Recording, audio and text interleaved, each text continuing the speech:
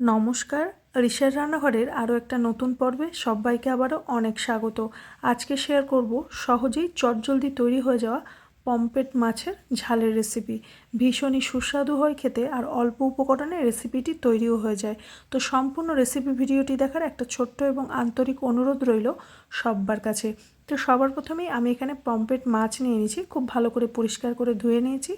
এবারে একটু সামান্য লেবুর রস আর সামান্য লবণ, হলুদ গুঁড়ো দিয়ে খুব ভালো করে মাছ কটাকে মাখিয়ে আমি 10 মিনিটের জন্য রেস্টে রেখে দেবো। চেষ্টা করবেন এই রেসিপিটা না ফ্রেশ পমফ্রেট মাছ দিয়ে তৈরি করার।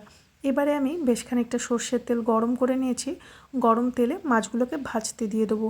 পমফ্রেট মাছ সাধারণত খুব বেশি কড়া করে ভাজা হয় না, একটু হালকা কালার এলেই মাছগুলো ভাজা হয়ে যায়।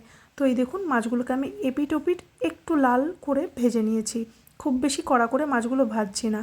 তো মাছগুলো ভাজা হয়ে গেছে, এবারে আমি তুলে সাইডে রেখে দিচ্ছি। এবারে তেলের মধ্যে ফোড়ন দিয়ে দিচ্ছি লবঙ্গ।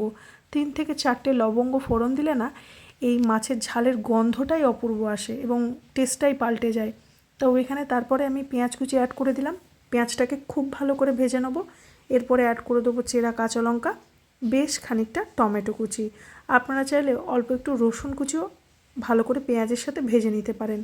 তারপর সমস্ত কিছু খুব ভালো করে ভেজে নিয়ে আমি অ্যাড করছি লবণ, চিনি, একটু হলুদ গুঁড়ো, কাশ্মীরি লঙ্কার গুঁড়ো, সামান্য জল দিয়ে মশলাটাকে খুব ভালো করে তেল ছাড়া অবধি কষিয়ে নেব।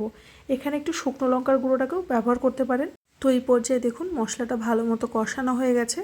এবার উপর থেকে আমি হালকা উষ্ণ গরম জল অ্যাড করে দিচ্ছি। খুব ভালো করে মিক্স করে নিয়ে ঝোলটাকে একটু ফুটতে রেখে দেবো। তো এই পর্যায়ে দেখুন ঝোলটা বেশ ভালো মতো ফুটে গেছে। সাধারণত এটা ঝাল তৈরি করব, তাই খুব বেশি জল দিইনি মাছটাকে, খুব সামান্যই জল অ্যাড করেছি। জলটা ফুটে গেলে ভাজা মাছগুলোকে এক এক করে আমি সাজিয়ে দিচ্ছি। খুব সাবধানে মাছগুলোকে দিতে হবে যাতে মাছগুলো ভেঙে না যায়। পমফ্রেট মাছ এমনি নরম মাছ হয়, খুব সহজেই ভেঙে যায়। হালকা হাতে একটু নেড়ে চেড়ে দিলাম, তারপরে একটু ফুটিয়ে নেব 3 থেকে 4 মিনিট মতো। তো এই পর্যায়ে দেখুন 3 থেকে 4 মিনিট পর মাছটা ভীষণ ভালো মতো ফুটে গেছে। তো মাছটাকে আমি এবারে গরম গরম ভাতের সাথে সার্ভ করব। আপনারা চাইলে ওপরে একটু ধনেপাতা কুচিও অ্যাড করতে পারেন।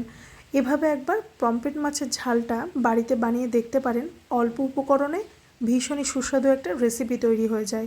ভীষণই টেস্টি হয় খেতে, বাচ্চা থেকে বড় আশা করছি সকলের ভীষণ ভালো লাগবে।